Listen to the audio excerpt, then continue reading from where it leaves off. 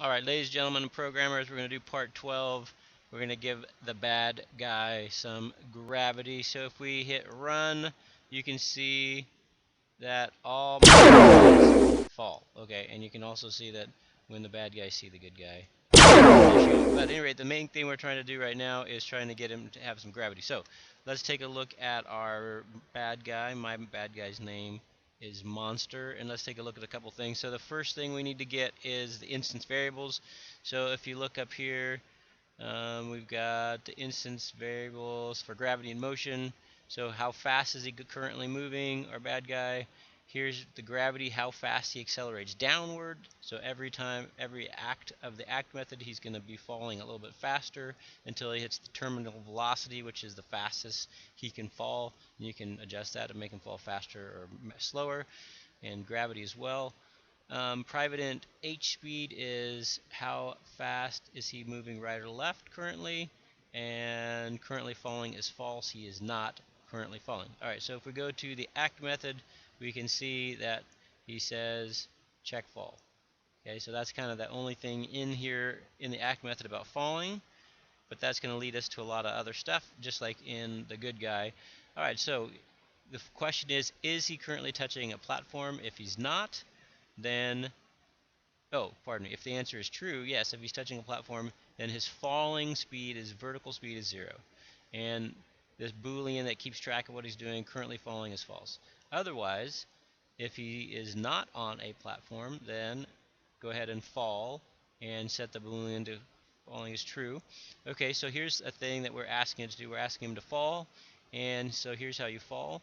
So we're basically going to just set his x location to the same, because we're not changing his direction this way, but we are this way. So get set the location to his current x, and then his current y plus v speed, and we need to convert that to an integer because set location requires whole numbers. So v speed is an integer, and or pardon me, a decimal, so we're going to convert it to an integer. Okay, and here, if the v speed is still less than his maximum falling speed, terminal velocity, then we're going to continue to add gravity, and we're going to continue to make him fall faster and faster. All right, easy enough. Now here's another thing that we saw. We had this if on platform. The question is, are you touching a platform? Here's the code for that. So we have to get our characters, our bad guys' image height. We're going to divide that by 2 to find the distance from his center down to his feet. We're going to make a local variable called ground. What are we going to put into it? One object at an offset. And we're going to, as far as the x location, we're going to look right in the middle, but for the y location, we're going to get the image's height,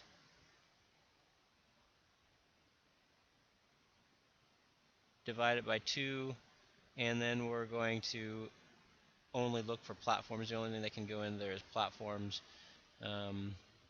If the ground is not equal to null, so if the ground is equal to null, we didn't find any ground underneath us, then we're going to return false. Otherwise, we're going to return true, and we're going to move him to the ground.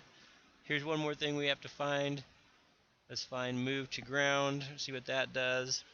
And that's what it's going to do right there.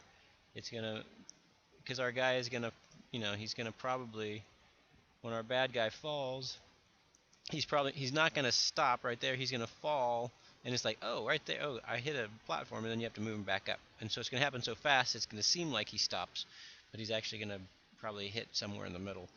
All right, I think that's it for gravity. See if you can make it work.